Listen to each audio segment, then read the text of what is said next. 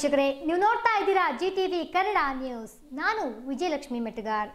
ಪಾಲಿಕೆ ಟೆಂಡರ್ನಲ್ಲಿ ಅವ್ಯವಹಾರ. ಮಹಾನಗರ ಪಾಲಿಕೆಯಲ್ಲಿ 14ನೇ ಹಣಕಾಸು ಕ್ರಿಯಾ ಯೋಜನೆ ಬಗ್ಗೆ ಕರೆಯಲಾಗಿದ್ದ ಟೆಂಡರ್ಗೆ ಸಂಬಂಧಪಟ್ಟ ಹಾಗೆ ಸರ್ಕಾರದ ಆದೇಶದಂತೆ ಎಸ್ಸಿ ಎಸ್ಟಿ ಅಭ್ಯರ್ಥಿಗಳಿಗೆ ಮಾತ್ರ ಟೆಂಡರ್ ನೀಡಬೇಕು ಎಂಬ ನಿಯಮವನ್ನು ಪಾಲನೆ ಮಾಡದೆ ಗುತ್ತಿಗೆದಾರರು ಹಾಗೂ ಸದಸ್ಯರುಗಳ ಗಮನಕ್ಕೆ ತರದೆ ಅನುಸರಿಸ್ತಾ ಇರುವ ಟೆಂಡರ್ಗಳನ್ನು ರದ್ದುಪಡಿಸುವ ವಿಷಯವಾಗಿ 14ನೇ ತಾರೀಕಿನಂದು ತುರ್ತು ಸಭೆ ಕರೆಯುವಂತೆ ಪಾಲಿಕೆಯ ಹೊಸ ಮೇಯರ್ ಶ್ರೀದೇವಿ ಲೋಗಾವಿ ಹಾಗೂ ಉಪಮೇಯರ್ ಗೋಪಾಲ್ ಘಟಕಾಂಬ್ಳೆ ತೀರ್ಮಾನಿಸಿದ್ದು, ಸದಸ್ಯರುಗಳಿಗೆ ನೋಟಿಸ್ ನೀಡಲು ಮುಂಜಾನೆಯಿಂದ ಸಂಜೆವರೆಗೂ ಕಾದರೂ ಕೂಡ ಪಾಲಿಕೆಯ ಕಮಿಷನರ್ ಸೇರಿದಂತೆ ಪಾಲಿಕೆಯಲ್ಲಿ ಯಾವೊಬ್ಬ ಅಧಿಕಾರಿಯೂ ಇರಲಿಲ್ಲ.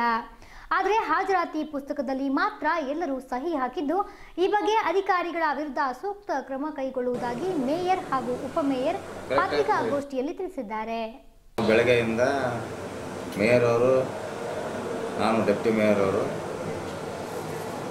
ನಮ್ಮ ಚೇಂಬರ್ದಲ್ಲಿ, ಅವರ ಚೇಂಬರ್ದಲ್ಲಿ ಅವರು ಸಾರ್ವಜನಿಕರ ಸಮಸ್ಯೆಗಳಿಗೆ ಸ್ಪಂದನೆ ಮಾಡುವಂಥ ಕೆಲಸವನ್ನು ಮಾಡಿದ್ದೀವಿ.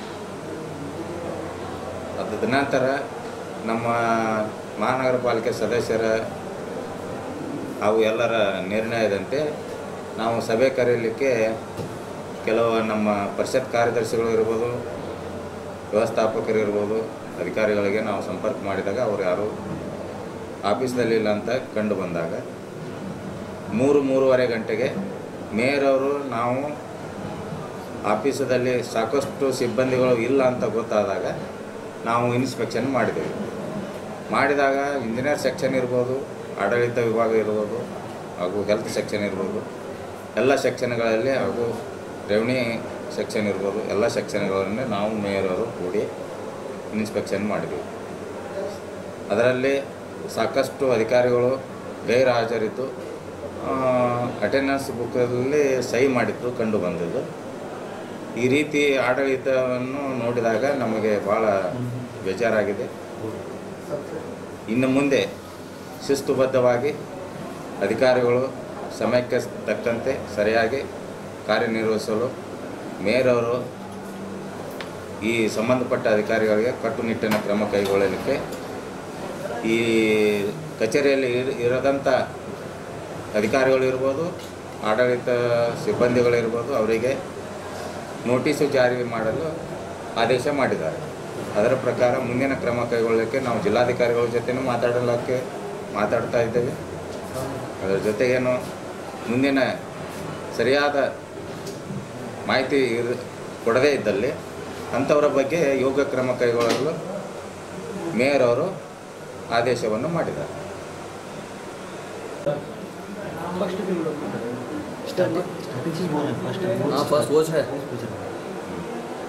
ಇದು ಇನ್ಸ್ಪೆಕ್ಷನ್ ಮಾಡಿದ್ದು ಯಾರ ಸಂಬಂಧ? ಇದು ನಾವು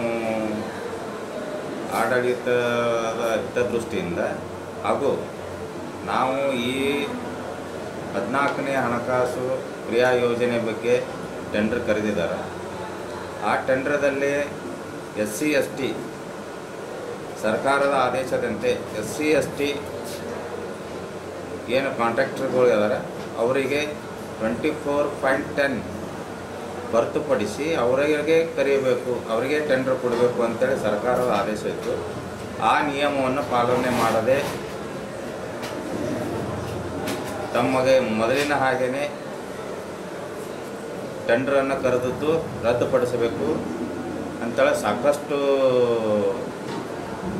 ಕಾಂಟ್ರಾಕ್ಟರ್ಗಳು ಇರ್ಬೋದು, ಸದಸ್ಯರ ಗಮನಕ್ಕೆ ತರದೇನೆ ಹಾಗೆ ಕರೆದಿರುವಂಥ ವಿಷಯ ಇರ್ಬೋದು. ಅದ್ರಗೋಸ್ಕರ ಸಭೆಯನ್ನು ಕರೀರಿ, ಅಲ್ಲಿ ನಾವು ಚರ್ಚೆ ಮಾಡಿ ನಿರ್ಣಯ ತೆಗೆದುಕೊಳ್ಳೋಣ ಅಂಥೇಳಿ ಎಲ್ಲ ಸದಸ್ಯರ ಅಭಿಪ್ರಾಯ ಮೇರೆಗೆ ನಾವು ಸಭೆ ಕರೆಯಬೇಕಂತೇಳಿ ಇವತ್ತು ತೀರ್ಮಾನ ಮಾಡಿ ಮೇಯರ್ ಅವರು, ನಾನು ಡೆಪ್ಟಿ ಮೇಯರು ಕೂಡಿಕೊಂಡು ಸಭೆಯನ್ನು 14ನೇ ತಾರೀಕಿಗೆ ತುರ್ತು ಸಭೆಯನ್ನು ಕರೀಲಿಕ್ಕೆ ಆದೇಶವನ್ನು ಮೇಯರ್ ಅವರು ಮಾಡಿದರು, ಕರೀರಿ ಅಂತ. ಅದನ್ನು ಎಲ್ಲ ಸದಸ್ಯರಿಗೆ ನೋಟಿಸ್ ಇಶ್ಯೂ ಮಾಡಲಿಕ್ಕೆ ನಾವು ಬೆಳಗ್ಗೆಯಿಂದನೂ ನೋಡ್ತಾ ಇದ್ದೇವೆ. ಯಾವ ಸಿಬ್ಬಂದಿನೂ ಇಲ್ಲ, ಯಾವ ಅಧಿಕಾರಿಗಳು, ಕೌನ್ಸಿಲ್ ಸೆಕ್ರೆಟರಿನೂ ಇಲ್ಲ, ಮ್ಯಾನೇಜರ್ ಅವರು ಇಲ್ಲ, ಯಾವ ಅಧಿಕಾರಿಗಳು, ಕಮಿಷನರ್ ಅವರು ಇಲ್ಲ. ಯಾರಿಗೆ ನಾವು ನೋಟಿಸ್ ಇಶ್ಯೂ ಮಾಡಲಿಕ್ಕೆ ಯಾರಿಗೆ ಹೇಳಬೇಕು? ಈಗ ಮ್ಯಾಕ್ಸಿಮಮ್ ಆಫೀಸರ್ಸ್ ಇಲ್ಲ ಟೈಮ್ದಾಗ, ಮತ್ತು ಈಗ ನೀವು ಏನು ಕ್ರಮ ತಗೋತೀರಿ ಅವ್ರ ಮೇಲೆ?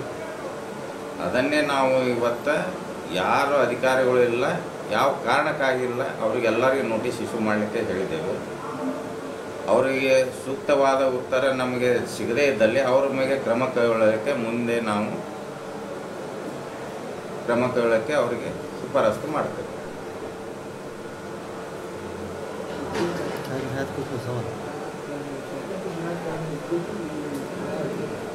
ಆಗಸ್ಟ್ 15 ಸ್ವಾತಂತ್ರ್ಯ ದಿನಾಚರಣೆ ಅಂಗವಾಗಿ ಯಾವ ರೀತಿ ಆಚರಣೆ ಮಾಡಬೇಕು, ಯಾವ ರೀತಿ ನಗರವನ್ನು ತಗ್ಗುಗುಂಡಿಗಳಿದ್ದ ರಸ್ತೆಗಳನ್ನು ತುಂಬುವುದಾಗಲಿ ಹಾಗೂ ನಗರದ ಅಭಿವೃದ್ಧಿ ದೃಷ್ಟಿಯಿಂದ ಹಾಗೂ ಈ 14ನೇ ಹಣಕಾಸು ಯೋಜನೆ ಕ್ರಿಯಾ ಯೋಜನೆಯ ಸರಿ ಆಗದೇ ಇದ್ದ ಬಗ್ಗೆ ಇವು ಕೆಲವೊಂದು 3-4 ವಿಷಯಗಳ ಬಗ್ಗೆ ತುರ್ತು ಸಭೆಯನ್ನು 14ನೇ ತಾರೀಕಿಗೆ ನಾವು ಮೇಯರ್ ಅವರು ಹಾಗೂ ಒಂದು 25 ಜನ ಸದಸ್ಯರ ಅಭಿಪ್ರಾಯದಂತೆ ನಾವು ಕರೀಲಿಕ್ಕೆ ಆದೇಶ ಮಾಡಬೇಕಂತೇಳಿ ಅಧಿಕಾರಿಗಳಿಗೆ ನಾವು ಕರೆದಿದ್ದೀವಿ. ಯಾವ ಅಧಿಕಾರಿಗಳು ಸಿಕ್ಕಿಲ್ಲ.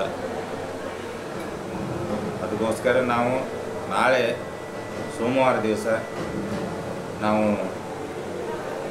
ಮುರುಗಿ ಸಾಹೇಬರಿಗೆ DODC ಅಧಿಕಾರಿಗಳಿಗೆ ಹಾಗೂ ಜಿಲ್ಲಾಧಿಕಾರಿಗಳಿಗೆ ಮಾತನಾಡ್ತೇವೆ. UD ಸೆಕ್ರೆಟರಿ ಅವರಿಗೆ ಕೂಡ ನಾವು ಇದರ ಬಗ್ಗೆ ಮಾಹಿತಿಯನ್ನು ಕಳಿಸ್ಕೊಡ್ತೇವೆ.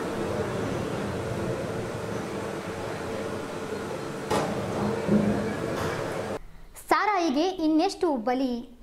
ಸಾರಾಯಿಗೆ ಶರಣಾದವರ ಕುಟುಂಬಗಳು ದಿನೇ ದಿನೇ ಬೀದಿಗೆ ಬೀಳ್ತಾ ಇವೆ. ಕುಡಿತದ ಚಟದಿಂದ ಕುಟುಂಬದ ಕಡೆ ಗಮನ ಕೊಡದ ಕುಡುಕರು ಬೇಜವಾಬ್ದಾರಿಯಿಂದ ವರ್ತಿಸ್ತಾ ಇದ್ದಾರೆ. ಮಕ್ಕಳ ಶಿಕ್ಷಣಕ್ಕೆ ಈ ಕುಡಿತ ಅಡ್ಡಿಯಾಗ್ತಾ ಇದೆ ಮತ್ತು ಕುಡುಕರ ಪತ್ನಿಯರಿಗೆ ಇವರ ಕಿರಿಕಿರಿ ದಿನವೂ ತಪ್ಪುತ್ತಾ ಇಲ್ಲ. ಈ ಕುಡಿತದಿಂದ ಅನೇಕ ತೊಂದರೆಗಳು ನಡೆಯುತ್ತಿವೆ ಎಂದು ಗ್ರಾಮಸ್ಥರು ತಿಳಿಸಿ ಬಾರ್ಗಳನ್ನು ಬಂದ್ ಮಾಡುವಂತೆ ಮನವಿ ಮಾಡಿಕೊಂಡರೂ ಕೂಡ ಅಧಿಕಾರಿಗಳು ಇದರ ವಿರುದ್ಧ ಯಾವುದೇ ಕ್ರಮ ಜರುಗಿಸ್ತಾ ಇಲ್ಲ ಎಂದು ಮುಳವಾಡ ಮತ್ತು ಹಡಲ ಸಂಘ ಗ್ರಾಮಸ್ಥರು ಆಗ್ರಹಿಸಿದರು. ಇನ್ನಾದರೂ ಇವರ ಅಳಲನ್ನ ಅಧಿಕಾರಿಗಳು ಕೇಳ್ತಾರಾ ಅಂತ ಕಾದು ನೋಡಬೇಕಿದೆ. ನಾನು ಸಾಲಿ ಹೋಗ್ತೀನಿ. ಈಗ ನಮ್ಮಲ್ಲಿ ನಮ್ಮ ಅಪ್ಪ ಫುಲ್ ದಾರು ಕುಡಿತಾರೆ. ನನ್ನ ಸಾಲಿ ದುಡ್ಡು ಕೇಳಿ ಯಾರು ಕೊಡಲ್ಲ. ಕೇಳಕ್ ಹೋದ್ರೆ ನಿಮಗೆ ದುಡ್ಡು ಬೇಕಂತ ಕೇಳ್ತಾರೆ. ನೀನ್ ಸಾಲಿ ಕಲಿಯ ಅವಶ್ಯಕತೆ ಇಲ್ಲ ಹೇಳ್ತಾರೆ. ಅದೇ ದುಡ್ಡು ಒಯ್ದು ದಾರು ಅಂಗಡಿ ಮಕ್ಕ ಕೊಡ್ತಾರೆ. ಅಲ್ಲಿ ದಾರು ಅಂಗಡಿ ಕೇಳಕ್ ಹೋದ್ರೆ ಯಾಕೆ ದಾರು ಕುಡಿತಾರ ಅಂದ್ರೆ ನಿಮ್ಮ ಅಪ್ಪ ಸರ್ ನೀನೇ ಬಂದು ಕೇಳ್ತಾರೆ, ನಮ್ಗೆ ಕೇಳ್ತಾರೆ. ಅವರು ಏನೇ ಕೇಳಕ್ ಹೋದ್ರೆ ಜಾಸ್ತಿ ಆದ್ರೆ ನೀನು ಕೇಳಕ್ ಕೊಡೋದು ಹೇಳ್ತಾರೆ. ಮತ್ತ ಮೇಲ ಮತ್ತೆ ನಮ್ಮ ಮನೆ ಟಾರ್ಚರ್ ಆದ್ರೆ ಏನು ಸರಿ ಊಟದಿಲ್ಲ, ಏನಿಲ್ಲ ಉಳಾಕ್ ಹೊತ್ತ ಗಲಾಟೆ ಮಾಡ್ತಾರೆ, ಹೊರ ಹಾಕ್ತಾರೆ ಮನೆ ಹೊರಗ. ಇಂದು ಮನೆ ಜಾತ್ರೆ ಇತ್ತು ನಮ್ಮಲ್ಲಿ 3 ದಿನ ಆಯ್ತು ಮನೆ ಹೊರಗಿದ್ದೀನಿ. ಅದು ಕಾರಣ ಸಾಲಿ ಮಕ್ಕಳು ಬೇರೆ ಮನೆ ಊಟ ಮಾಡುದು ಈ 3-4 ದಿನ ಆಯ್ತು ಹೊರಗಿದ್ದೀನಿ. ಆದ್ರೆ ಇವತ್ತು ಸದ್ಯಕ್ಕೆ ದಾರು ಕುಡ್ದಾರಿ. ಸದ್ಯ ಬಾಗಲ್ ಮದುಕ್ಷ ಮತ್ತೆ ಮನೆ ಮಾಡ್ಕೊಂಡ್ರೆ ಫುಲ್ ಟೈಟ್ ಅದಾರೆ. ಸರಾಯಿ ಕುಡಿದು ನಿಮ್ಮ ಮನ್ಯಾಗ ನಿಮ್ ತಂದೆ ಕಿರಿಕಿರಿ ಮಾಡಾಕತ್ತಾರ. ಫುಲ್ ಕಿರಿಕಿರಿ ಐತೆ. ನಿಮ್ಗ ಸಾರಿಗೆ ರೊಕ್ಕ ಕೊಡಲ್ಲ, ಏನಿಲ್ಲ, ಏನು ಕೊಡಲ್ಲ. ಅದೇ ರೊಕ್ಕ ಇದು ಕೇಳಕ್ ಹೋದ್ರೆ ನೀನ್ ಕೇಳ್ತಾರೆ. ನಾ ದುಡಿತೀನಿ, ನಾ ಮಾಡ್ತೀನಿ ಅಂತ ಹೇಳ್ತಾರೆ. ಮತ್ತೆ ನಾವು ಸಾಲಿ ಕಲರ್ ಏನ್ ಮಾಡ್ಬೇಕು? ಇದಕ್ಕೆ ಯಾವ ಅಧಿಕಾರಿ ಕ್ರಮ ತಗೋಲ್ಲ ಅನ್ನೋದಕ್ಕೆ ಕೇಳಾಕತ್ರಿ. ನಾವ್ ಉಳ್ವಾಡ್ದಾಗ ಸಿರೆ ಮಾರಾಕತ್ತಾರ್ರಿ. ಮನ್ಯಾಗ ಬಾಳ ದಾಂದ್ಲಿ ಮಾಡ್ತಾರ ಗಂಡುಗಳು ಕುಡ್ದ. ಅದ್ರ ಸಮೇತ ಅದಕ್ಕೆ ನಿಮಗೆ ಹೇಳಾಕತ್ತೇವ್. ಒಂದಿಟ್ಟು ಬಂದ್ ಮಾಡವ್ರು ಯಾರು ಇಲ್ಲ. ಸಾಯ್ ಮಾಡ್ರಿ ಬಂದ ಬಾಳ ಮಾಡ್ತಾರ್ರಿ ನಮ್ಮಲ್ಲಿ ಮುಳವಾಡ್ದಾಗ. ನೀವು ಬಂದಟ್ ಏನ್ ಅಂಜಿಕೆ ಇಡ್ತಿರೋ ನೀಲೋ ನಮ್ಮೆಲ್ಲಾ ಮಂತಾನ್ ಹಾಳಾಗಕತ್ತಾವ. ಹುಡುಗರು ಬಡ್ದು ನಮ್ಮನ್ ಬಡ್ದು ಮಾಡಾಕ್ತಾರ ಮನ್ಯಾಗ ಬಂದ. ಏನ್ ನೋಡ್ರಟ್ ನಿಮ್ಗೂ ತಿಳಿದಾರ್ದ್ರ ಒಟ್ಟು ಲೆಕ್ಕ ಮಾಡಿ ಹೇಳ್ರಿ. ನಮ್ಮ ಊರಾಗ ಮಾಡ್ಸಂಗಿಲ್ರಿ. ಎಲ್ಲಾರು ಅವ್ರ ಅದಾರ, ಹುಡುಗರು ಅದಾರ. ನಮ್ಮ ಹೆಸರು ಚಾರವ ಕೋದ್ಕಾರ, ಮುಳವಾಡ್ರಿ. ವ್ಯಕ್ತಿಯೋರ್ವನ ಸಂಶಯಾಸ್ಪದ ಸಾವು. ಚಡ್ಚಣ ತಾಲೂಕಿನ ಧೂಳಖೇಡ ಸಮೀಪದ ವೀರೇಶ್ ಹೋಟೆಲ್ನಲ್ಲಿ ವ್ಯಕ್ತಿಯೊಬ್ಬ ಅನುಮಾನಾಸ್ಪದವಾಗಿ ಸಾವನ್ನಪ್ಪಿದ್ದಾನೆ. ಮೃತ ವ್ಯಕ್ತಿ ನೇಪಾಳ ಮೂಲದ ರೋಷನ್ ಸಿಂಗ್ ಎಂದು ತಿಳಿದು ಬಂದಿದೆ. ರೋಷನ್ ಸಿಂಗ್ ಹೋಟೆಲ್ನಲ್ಲಿ ಕಳೆದ 3 ತಿಂಗಳಿಂದ ಅಡುಗೆ ಕೆಲಸ ಮಾಡ್ತಾ ಇದ್ದು ಈತನ ಬಗ್ಗೆ ಹೆಚ್ಚಿನ ಮಾಹಿತಿ ಸಿಗುತ್ತಿಲ್ಲ ಎಂದು ಹೋಟೆಲ್ ಮಾಲೀಕ ವೀರೇಶ್ ತಿಳಿಸಿದ್ದಾರೆ. ಇನ್ನು ಈ ಸಂಬಂಧ ಪ್ರಕರಣ ಜಳಕಿ ಪೊಲೀಸ್ ಠಾಣೆಯಲ್ಲಿ ದಾಖಲಾಗಿದೆ.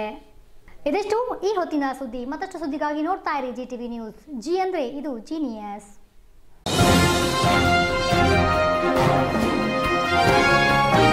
ಇದು GTV ಕನ್ನಡದ ಕೊಡುಗೆ.